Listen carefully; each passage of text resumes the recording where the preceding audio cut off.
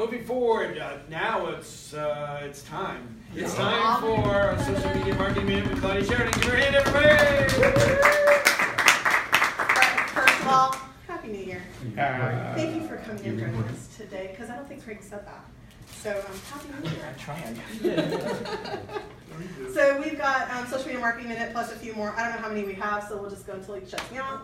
And we're going to talk what's new in social media in January. So the good news is that there's been a lot of changes, but not a lot of changes that will affect the business owner.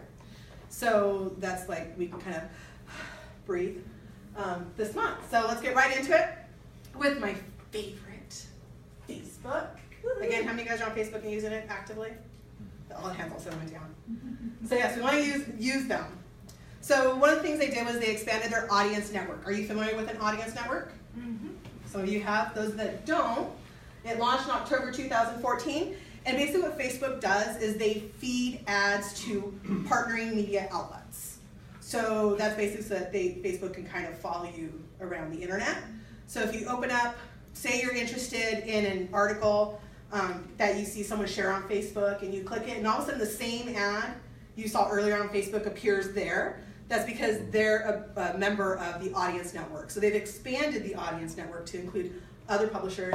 So the good news for business owners running ads is we can follow our people even more along the internet. So why is this important?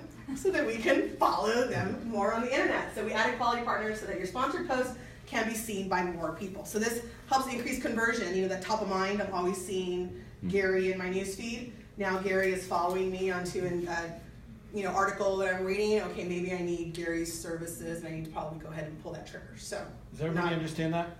Yeah, Gary. Everybody understand? Anybody not understand that? So if you're reading an ad and there was an ad there, you'll see that same ad on the next thing you go to. Okay. Or you may see a retargeting ad. Retargeting, yeah. You know, where it's like maybe you're thinking of joining a gym and you see one ad in one place and you kind of like that comment, and then all of a sudden that same gym appears in an article you're reading as an ad with a different image. So and a completely different browser web page. Yeah, completely. It's outside of Facebook. Yeah. So they're a member. They just created this large network. So it's just getting bigger, better, bigger. Big Brother Zuck is looking out for the business person. All right.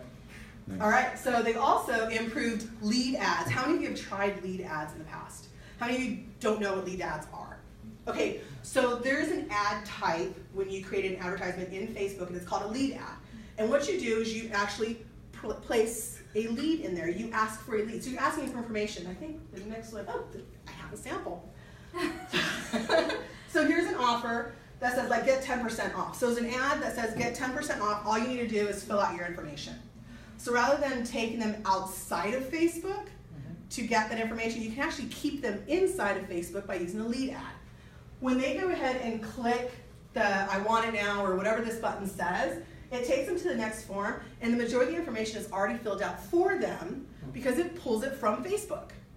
So think about how easy it is to get your people's information. You always want to make it an easy process. So now we use a lead ad. I can get your name and email by simply saying, hey, give me your name and email. It pops up, it says, is this accurate? And you say yes. You click it, and it goes to the next screen that says, great, your information's on the way. You as an advertiser then has the ability to go and download those leads and do something with them, whether it's add it to your list or send them that 10% off coupon or whatever it is that you want to do with them.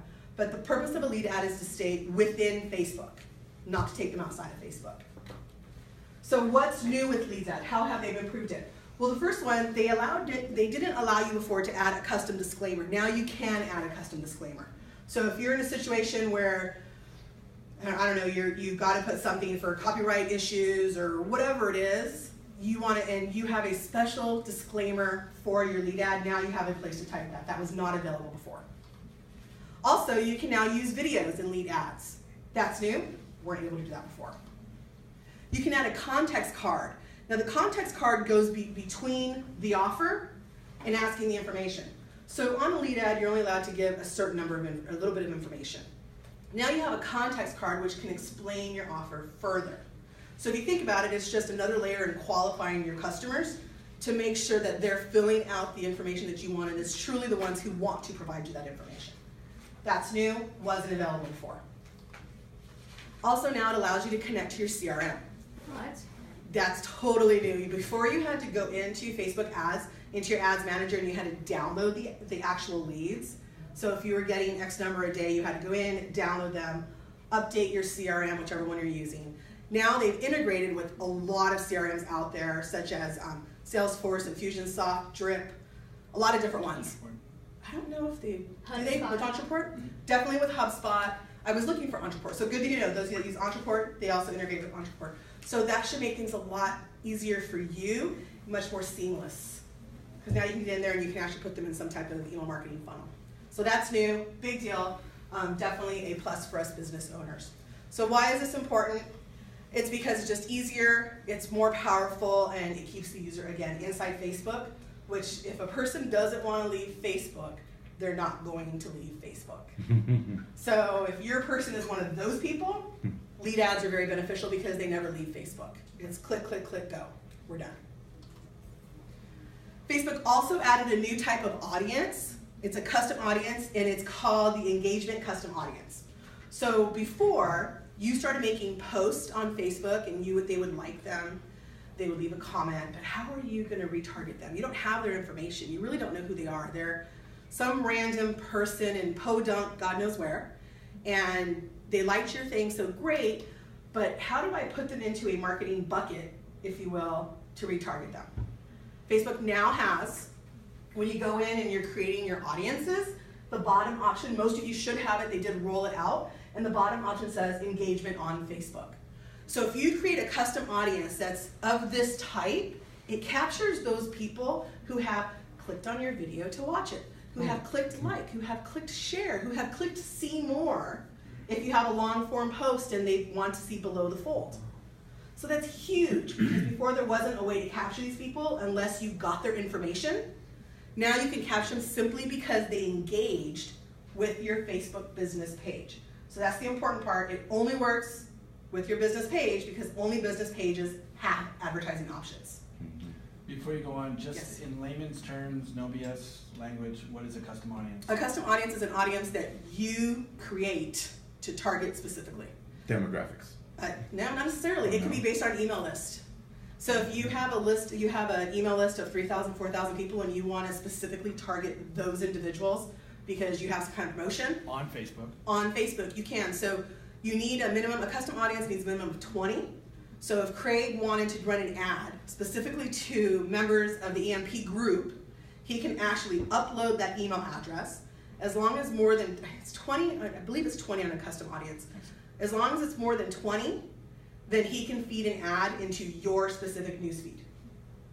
So that's what a custom audience is. My email address, if it matches your email address or any other particular information, you'll see, and you can see it. So if I email you and say, hey, our EMP event's coming up, but I also do upload custom audiences to you and you're on Facebook, I can get an ad and say, hey, did you register for EMP yet? Right.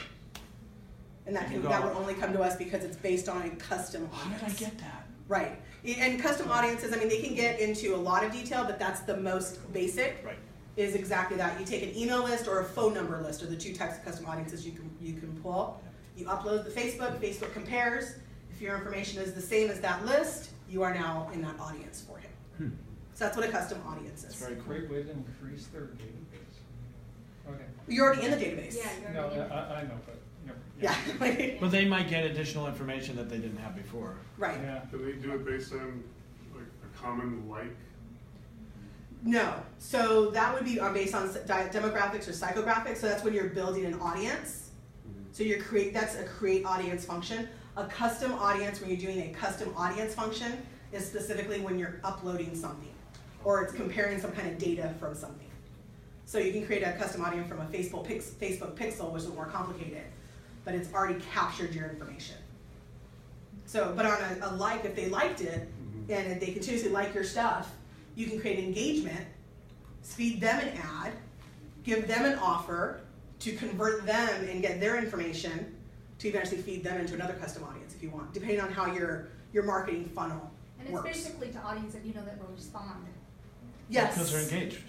Yeah, and because hopefully you know Or them. they already know, like I already know Craig, so I'm gonna automatically engage. Right.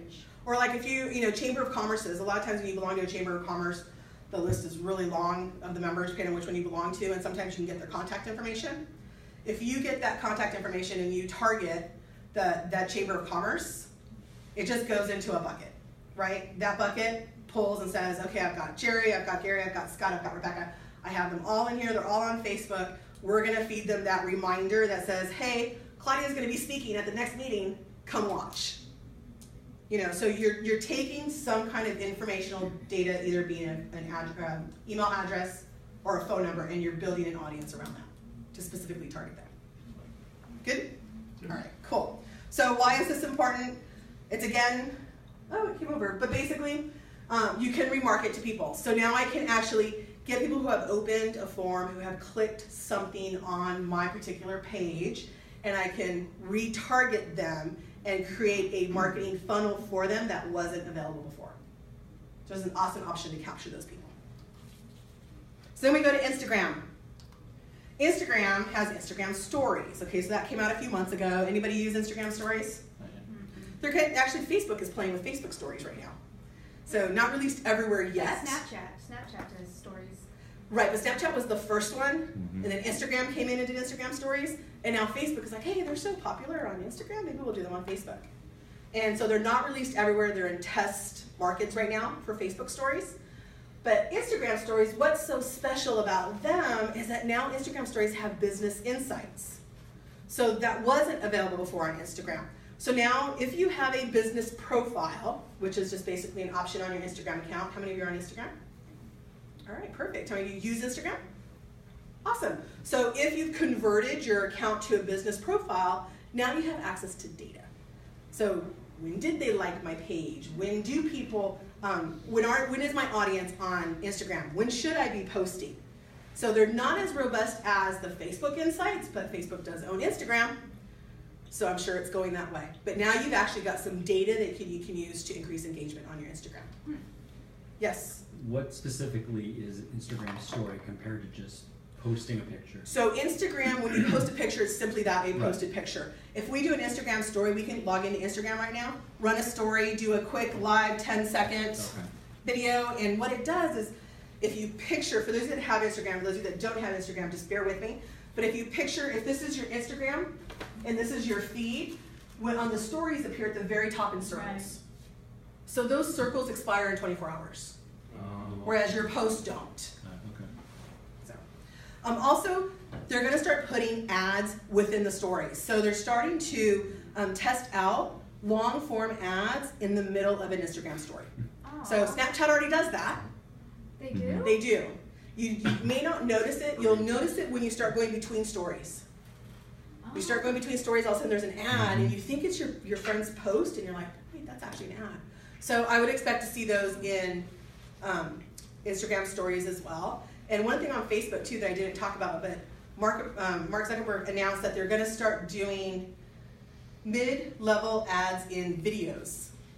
So right now, if you're doing videos, the longer the video, you're getting more favor because they're going to start putting ads about 20 to 40 seconds in the middle of it to test it. So, yes? What actually constitutes a mid-level ad? Not within the first 10 seconds of the video. Okay.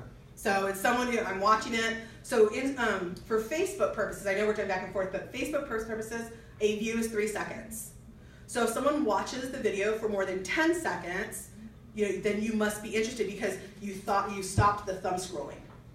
You clicked it, now you're watching it. So Facebook now is testing putting ads about 20 to 30 seconds in, kind of like a little pause commercial, if you have a longer video. So it's in testing. The good news is they don't usually test in the United States first. They usually test mostly like in Australia, to be honest. So I hear about it because of my friends in Australia, but it's but don't be surprised if it occurs because of course Facebook is looking to monetize, and with everything going to video, they're going to find a way to get their ads in the middle. And by their ads, I mean your ads as business owners. So boo for us viewers and boo for all those of us that like to watch videos. Yay for all of us business owners who are trying to get in front of people. So this is actually, as a business owner, this is a good thing. It's great, right, Jerry? It's a good thing. Heck yeah. Heck yeah. So, so in Instagram, we'll start to see, they'll start to run immersive full screen ads in stories. So why is this important? because we'll be able to use targeting, reach, and measurement capabilities to make your ads relevant to the people you want to reach. So again, with our insights and with our ads, now we can start to get in front of the right people because we have more reporting capabilities on Instagram that wasn't available before, specifically with stories. That's all I got. Hey, All right. Matt.